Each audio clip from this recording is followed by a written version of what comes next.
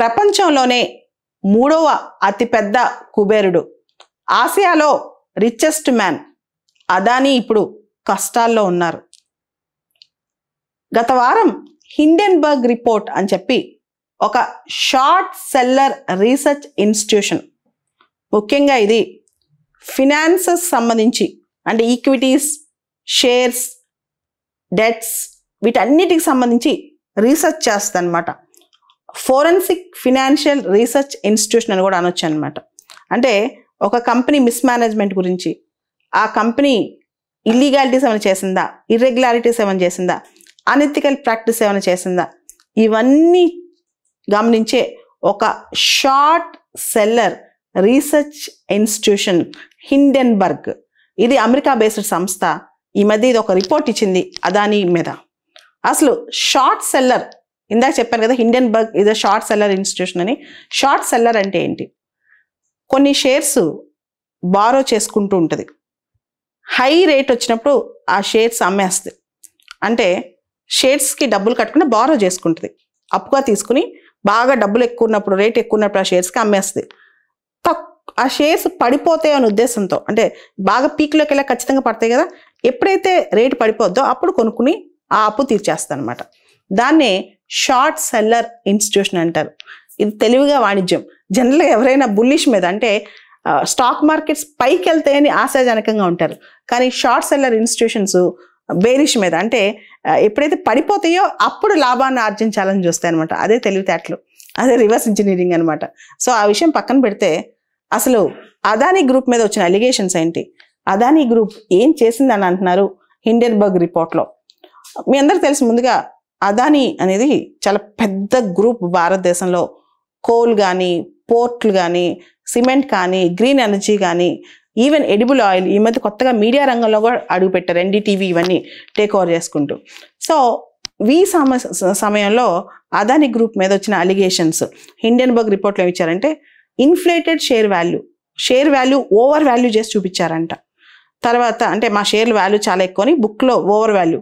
సింపుల్గా చెప్పాలంటే accounting irregularities చూపించారు, ఇన్ఫ్లేటెడ్ షేర్ వాల్యూస్ చూపించారు, మిస్కాలిక్యులేషన్స్ చూపించారంట. తర్వాత డెట్ ఫ్యూయల్డ్ బిజినెస్, చాలా వరకు అప్పులు తీసుకుని కంప్లీట్గా అప్పులు ఊబిలో ఉన్న వ్యాపారాలంట. ప్రమోటర్స్ ప్లెడ్జింగ్ దేర్ స్టాక్స్, ఎవరైతే ప్రమోట్ చేస్తున్నారో వాళ్ళే ఆ స్టాక్స్ని ప్లెడ్జ్ చేస్తూ దాన్ని చేస్తున్నారు. తర్వాత మేనేజ్మెంట్ టీమ్ కూడా కరెక్ట్గా లేదు, doubts regarding the practices of management team అంట. తర్వాత ఈ ప్రమోటర్సే, ఈవెన్ అదానీ గ్రూపే తనే ఒక స్టాక్ సెల్లింగ్ సెటప్ పెట్టుకుని తను ఎక్కువగా అమ్మటం చూపించడం అనమాట. ఎక్కువగా స్టాక్స్ ట్రేడింగ్ చూపిస్తూ ఉంటుంది. తన వ్యాపారంలో తన షేర్స్ని తనే అమ్ముకుంటూ, అంటే ఒక గ్రూప్ లాగా ఒకటి పెట్టుకుని తనే అమ్ముకుంటూ తనే పర్చేజ్ చేసుకుంటుంటుంది. అంటే ఓవర్గా ట్రేడింగ్ చూపిస్తుంటుంది. దాన్ని వాష్ ట్రేడింగ్ అంటారు. వాష్ ట్రేడింగ్ అంటే అది కావాలని బయటికి ప్రొజెక్ట్ చేయటం అనమాట. ఎక్కువగా అమ్మటం, ఎక్కువగా కొనుక్కోవటం, తనే ప్రైస్ యాడ్ చేయటం, కొనుక్కోవటం, ఆర్టిఫిషియల్గా డిమాండ్ పెంచడం, ఒకసారి షేర్స్ అన్ని స్టాక్ చేసేసి పెట్టడం, దాన్ని బయటికి రానికొని చూడటం, కావాలని ఒక డిమాండ్ క్రియేట్ చేయడం. అంటే బాగా ట్రేడ్ చేసి షేర్ వాల్యూస్ పెరుగుతున్నట్టు చూపించి సడన్గా ఆ షేర్స్ అమ్మకాలు ఆపేస్తే డిమాండ్ పెరుగుతుంది కదా, అందరూ ఆ షేర్స్ ఎప్పుడైపోతే సడన్గా కొనుక్కుందామని.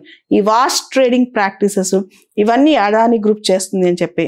తర్వాత ఇంటెన్షనలీ పంప్డ్ అప్ డిమాండ్, కావాలని డిమాండ్ పంపింగ్ చేస్తుంది షేర్స్కి, అంత లేదు ఆ సీను, కానీ పడిపోతుంది. ఎవరైతే అదానీ గ్రూప్ నమ్మి షేర్ కొనుక్కున్నారో భవిష్యత్తులో ఆ షేర్స్ పడిపోతాయి అని చెప్పి కూడా హిండెన్బర్గ్ రిపోర్ట్ చెప్తుంది. ఇన్ఎడిక్వేట్ కంప్లైన్స్ అంటే లీగల్ కంప్లైన్సెస్ అని సరిగ్గా ఫాలో అవ్వట్లేదని కూడా చెప్తుంది అనమాట. ఈ వారం రోజులు చూస్తే దాదాపు అదానీ గ్రూప్ షేర్ వాల్యూ వాళ్ళ వర్త్ 20% పడిపోయింది. ప్రపంచవ్యాప్తంగా ఒక్కసారిగా సడన్గా ఇంత పడిపోవటం అనేది ఇదే తొలిసారంట. ఒకట కంపెనీ వాల్యూ ఒకటేసారి 20% పడిపోవటం అనేది దాదాపు 5 లక్షల కోట్ల నష్టం వచ్చిందంటే ఇన్వెస్టర్స్కి. 5 lakh crores కంప్లీట్గా ఇన్వెస్టర్స్కి లాస్ వచ్చిందంట. సో ఓవరాల్గా ఏంటంటే అదానీ గ్రూప్ అనేది ఓవర్ ప్రైజ్డ్, కావాలని ఓవర్ ప్రైజ్ చూపిస్తూ పబ్బం గడుపుతుంది. అదానీ అంత నెట్వర్త్ కాదని చెప్పేదనమాట. సో హిండెన్బర్గ్ మనందరికి తెలుసు, అమెరికన్ బేస్డ్ ఇన్స్టిట్యూషన్. ఈ ఇన్స్టిట్యూషన్ అదానీ గ్రూప్ యొక్క కొన్ని విషయాల్లో కూడా కొన్ని క్వశ్చన్స్ రేకెత్తించింది అనమాట. అదానీ గ్రూప్ ఆఫ్ షోర్ అంటే ఫారెన్లో ఉన్న కొన్ని కంపెనీస్ ట్యాక్స్ హెవెన్స్ అనే అంటే మీ అందరూ తెలుసు ట్యాక్స్లు తక్కువగా ఉన్న దేశాలు, వాటిని ట్యాక్స్ హెవెన్స్ అంటారు. Zero tax or no tax ఉన్న దేశాలు మారిషస్లో, కరీబియన్ ఐలాండ్స్లో ఇట్లాంటి చోట కంపెనీలు పెట్టారు అదానీ గ్రూప్. వాటి గురించి కూడా క్వశ్చన్ చేస్తుంది అనమాట.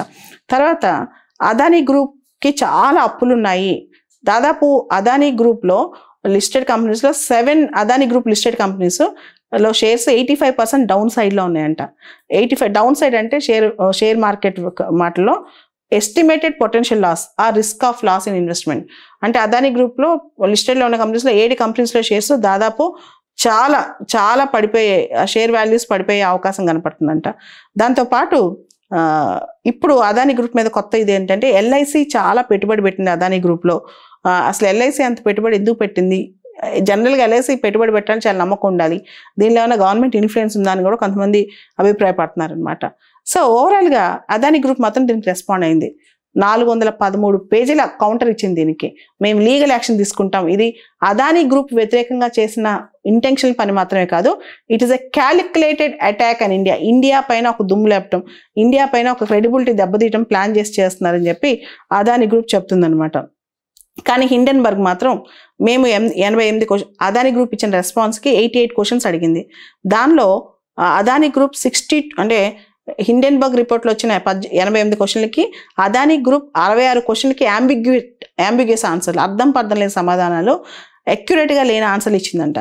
దాంతో హిండెన్బర్గ్ ఒక మాట అంది, మీరు కావాలని పేట్రియాటిజం, నేషనలిజం అన్నీ తీసుకొస్తున్నారు, అటాక్ ఆన్ ఇండియా అని చెప్తున్నారు కదా. హిండెన్బర్గ్ ఒక మాట అంది, we believe India is a vibrant democracy and an emerging super power with an existing future.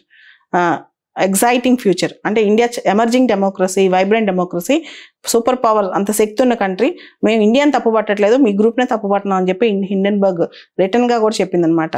దాంతోపాటు అదానీ గ్రూప్ గమనిస్తే కనుక LIC 4.23% stake in flagship Adani firm. So LIC ఇంత ఎందుకు పెట్టింది అనేది కూడా క్వశ్చన్ అనమాట. ఇక్కడ మనం గమనిస్తే అదానీ గ్రూప్కి అంటే గౌతమ్ అదానీకి ఒడిదుడుకులు ఇది ఫస్ట్ టైం కాదు. అదానీ అంత పెద్ద గ్రూప్, చిన్న చిన్న స్టేక్ హోల్డర్స్ లేదా పెద్ద పెద్ద స్టేక్ హోల్డర్స్ ఈ రిపోర్ట్ చూసి ఇమీడియట్గా భయపడి స్టాక్స్ అమ్మేయటం చేస్తున్నారు. కానీ దీన్ని ఎంతవరకు ఈ రిపోర్ట్ని రిలై అవ్వచ్చు అనేది కూడా పెద్ద క్వశ్చన్ అనమాట. రెండో అంశం, Gautam Adani as a person school drop out నుంచి అంచెలంచెలుగా ఎదుగుతూ వచ్చిన వ్యక్తి.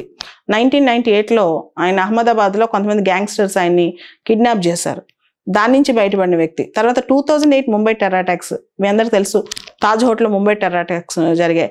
దానిలో జస్ట్ చావుని 17 అడుగుల దూరం నుంచి చూసిన వ్యక్తి. బేస్మెంట్లో దాక్కున్నాడు ఆయన, ఏ క్షణమైనా చనిపోవచ్చు అనే దీనిలో ఉన్నాడు, బట్ స్టిల్ అక్కడ కూడా బతికి బట్టగట్టాడు. అదేవిధంగా ఆస్ట్రేలియాలో అదానీ గ్రూప్ ఒక infrastructural project Australia great barrier reef దగ్గర కడుతుంటే దానికి వ్యతిరేకంగా ఎన్విరాన్మెంటల్ యాక్టివిస్టులు పెద్ద పోరాటమే చేశారు. ఇప్పుడు కూడా అదానీ గ్రూప్కి గుజరాత్ బేస్డ్, అహ్మదాబాద్ బేస్డ్ సంస్థ కాబట్టి ఒక పెద్ద అభియోగం ఉంది, ప్రస్తుత ప్రభుత్వం అదానీ గ్రూప్ బాగా సపోర్ట్ చేస్తుంది అని చెప్పి. సో ఇన్ని తట్టుకుని నించిన వ్యక్తి ఇలాంటివి బిజినెస్లో కామన్ కాబట్టి విల్ సీ అంటే సడన్గా అందులో ఇప్పుడు అదానీ గ్రూప్ దాదాపు పెద్ద థింక్ $2.5 బిలియన్ వర్త్ షేర్స్ మార్కెట్లోకి వెళ్తుంది, పబ్లిక్ ఆఫరింగ్లోకి వెళ్తుంది ఈ వీక్లో. దాన్ని ముందుగా కావాలని చెప్పి హిండెన్బర్గ్ రిపోర్ట్ రిలీజ్ చేశారు అని చెప్పి అదానీ గ్రూప్ ఇంకో మాట కూడా ఉంది, అసలు మీరే మా పైన స్టాక్ మార్కెట్స్లో జరిగే అవకతవకల పైన ఆధారపడి ఎప్పుడెప్పుడు షేర్ వాల్యూస్ తగ్గుతాయా వాటితో బిజినెస్ చేద్దామని ఆధారపడే సంస్థ, మీరు షార్ట్ సెల్లర్ ఇన్స్టిట్యూషన్ హిండెన్బర్గ్ వాళ్ళు, మీరు మా పైన కామెంట్ చేసేది అని చెప్పి. ఓవరాల్గా చూస్తే మాత్రం ఇది అదానీ గ్రూప్ పైన పెద్ద పెను సవాలే, ఇది ఎలా బయటకు వస్తుంది దీనిలోంచి అని. కాకపోతే ఒకటి చెప్పొచ్చు, ఎంత చెట్టుకు అంతగాలి, ఇంత పెద్ద వ్యవస్థ కాబట్టి ఖచ్చితంగా ఒడిదుడుకులు వస్తాయి, దాన్ని తట్టుకుని నించోవాలి. ఇంతకుముందు సత్యం స్కామ్ మనం గమనిస్తే అప్పట్లో అది పెద్ద స్కామ్ అనుకునేవాళ్ళం. ఒక 20 ఏళ్ల క్రితం 7,000 crores స్కామ్ అనేవాళ్ళు. అది కూడా same almost similar inflated balance sheet అనమాట. అంటే లేని లాభాలు చూపించి స్టాక్స్ని పెంచటము, షేర్ వాల్యూ పెంచటము, షేర్ హోల్డర్స్ని మోసం చేయటం అనే అభియోగం అనమాట. వీటన్నిటికీ కూడా భారతదేశంలో ఒక సంస్థ ఉంది, అది సీరియస్ ఫ్రాడ్ ఇన్వెస్టిగేషన్ ఆఫీస్. ఇలా సిబిఐ ఉంటుంది, సీరియస్ ఫ్రాడ్ ఇన్వెస్టిగేషన్ ఆఫీస్ ఉంటుంది, ఇవన్నీ ఉంటాయి. అంత ఈజీ కాదు. అదానీ గ్రూప్ కౌంటర్లో అంటే హిండెన్బర్గ్ రిపోర్ట్ కౌంటర్లో ఇంకో మాట కూడా ఉంది, ఇండియాలో ప్రాపర్ రెగ్యులేటరీ ఫ్రేమ్వర్క్ ఉంది, ఇండియాలో ప్రాపర్ జ్యుడిషియల్ సిస్టమ్ ఉంది, మీరు ఏమనుకుంటున్నారు మేము కంప్లై కాలేదని అని చెప్పి అంటున్నారు అనమాట.